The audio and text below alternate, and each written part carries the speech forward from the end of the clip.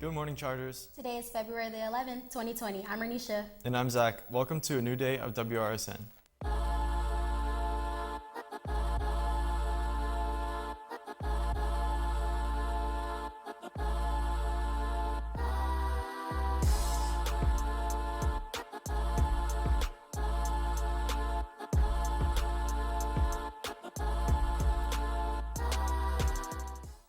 Are you looking for the perfect Valentine's Day gift? Tomorrow is the last day French Honor Society will be selling Valentine's Day bags for as little as $5. Gift bags includes the world's finest chocolate, hot cocoa mix, and Hershey Kisses. Teddy bears and roses will be sold as well. Pick up an order form for a gift bag outside of room 3225. You don't want to miss it. If you are interested in solving the global water crisis and giving fresh water to people in need, come to Mr. Stubbs' room 3217 to be a part of the global movement. Attention students, there will be a door decorating contest around Black History themes, people, and events. The contest is open to all students. Students will work in groups to decorate a door, and teacher judges will select the winner, who will receive a pizza party. Contest guidelines and instructions can be picked up from Dr. Briscoe's room 3201 at lunch or from the door pocket by her classroom anytime. Entry forms are due today, so pick up the guidelines and entry forms and start getting creative. Do you ever watch WRSN and think, I'd love to be an anchor on this show? I'd be great at it. Or maybe you're more interested in what goes on behind the camera. If you think you'd like to join the WRSN team next year, please attend a meeting tomorrow during lunch in the journalism classroom in the back of the Charger Commons. We'll be discussing the various roles that you can play on the team and how you can join us. We are looking to fill the role of anchors, scriptwriters, camera operators, audio, teleprompter, graphic artists, as well as a technical director. Even if you have no experience and want to learn more about how you can join, stop on by the meeting. Other opportunities that will be discussed, including working on the school's social media team and the school's website team. The Black Student Union will be selling tickets to the 10th annual Soul Food Luncheon today in the atrium during lunch. Tickets are $13 for the luncheon that will take place on Thursday, February 20th in the Chargers Commons. Now let's wish the following Chargers a happy birthday.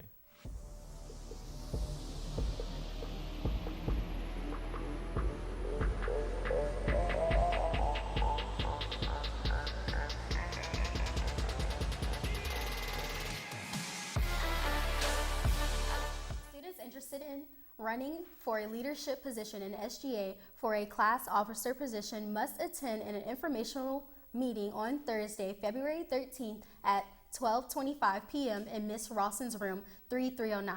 Information about available positions and the election will be discussed. See Ms. Rawson if you have any questions. Come join Yoga Club this Thursday, February 13th for Valentine's Day partner yoga in Mrs. Sunset's room 3129 during lunch. Bring a friend or make a new one at the Yoga Club this Thursday. Now let's see what clubs are meeting today and tomorrow.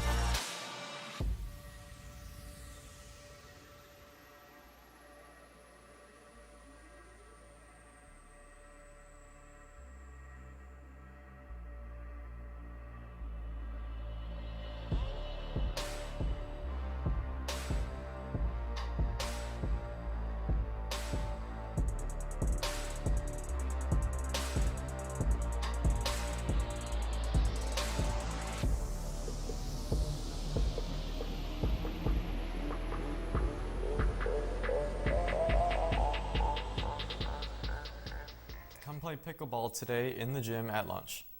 The SWAT Club is an organization at Suncoast that helps Chargers become aware of the harm that tobacco can cause to students. Here's a video submitted by the SWAT Club demonstrating the distress nicotine can cause to your brain.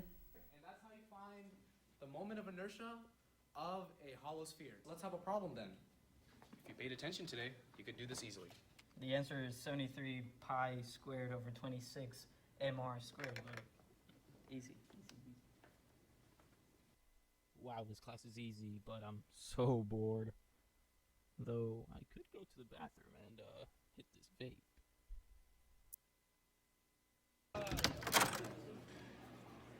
It's been a while since you were in the bathroom. Now, since you were such a good student, I'm gonna give you an even easier problem. Try this problem instead. Joe, are you feeling okay? Joe, what happened? I can't, Did you hit your head on the stall or something? Boom! Nicotine harms the brain. 99% of e-cigs contain nicotine. Don't vape. Did you know that we have one of the top nationally ranked yearbooks in the entire country? If you would like to be a part of the team of people who makes this award-winning publication happen, please attend an interest meeting during lunch next Monday, February 17th. We will meet in the journalism room in the back of the Charter Commons. The yearbook staff is looking for people who are interested in photography, graphic design, writing, and business. We are looking for students ranging from the super artsy type to the crafty organization type to the efficient leader type and all types in between.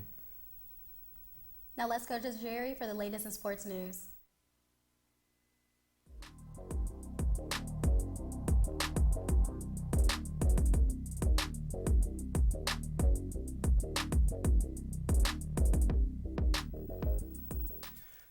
What's poppin', Chargers? It's your boy Jerry back with some sports news.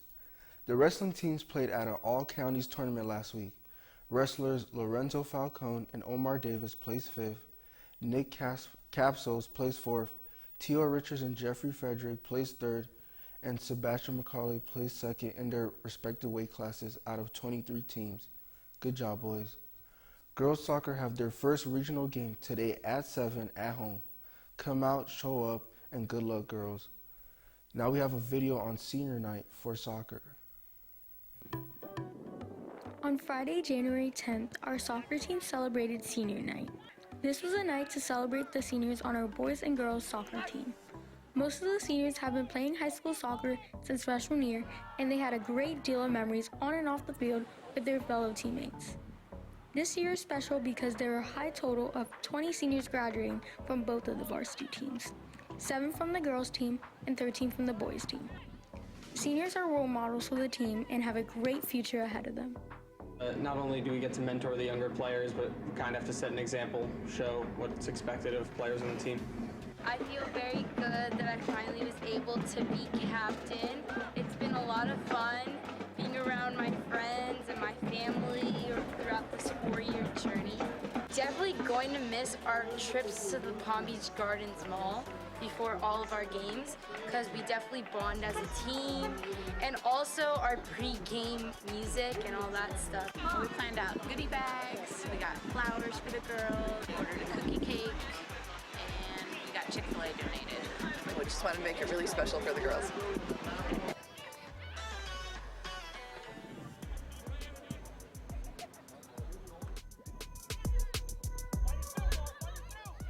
Soccer is a sport about working together to come to a common goal of getting the ball behind the net. Parents walk down the field with their sons and daughters, which is a tradition. Seniors had the opportunity to share their favorite memories and their future goals.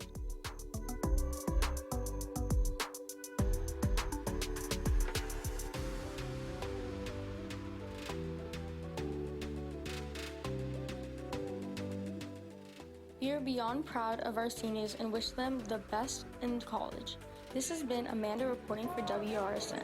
Now back to the studio. Here are your shout-outs of the day. Preston, the Clown Sarah, Austin Goofball Armbruster, Lucinda, Jazzy Frenchie Cantrell. That's all for sports. Remember to keep on charging, Chargers. Ka-chow. That's all we have for you today, Chargers. I'm Renisha. And I'm Zach. See you tomorrow for another day of WRSN. We're going to leave you today with a video submitted by Mr. Walker's class about Adam Clayton Powell Jr.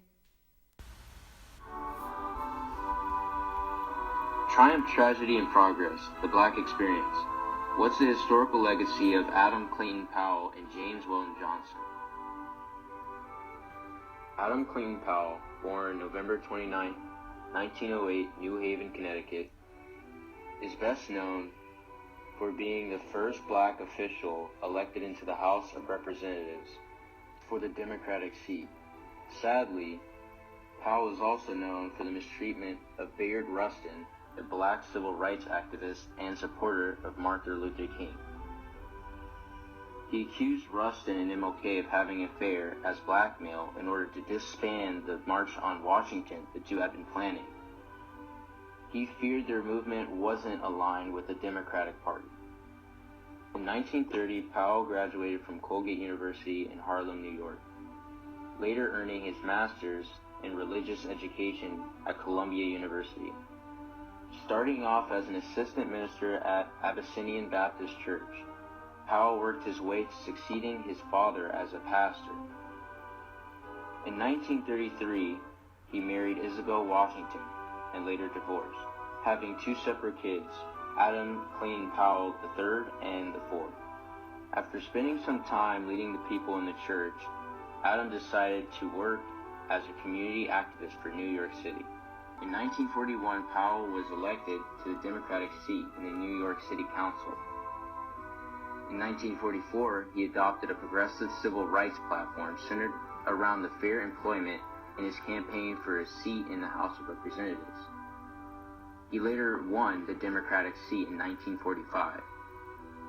In 1961, he became the first black chairman of the Labor and Education Committee. However, in 1970, he lost in the Democratic primary, continuing his remaining political service as a civil rights activist. Adam paved the way for African Americans in politics, served as a representative of African Americans, and inspired the black community. His legacy still lives on through his two sons.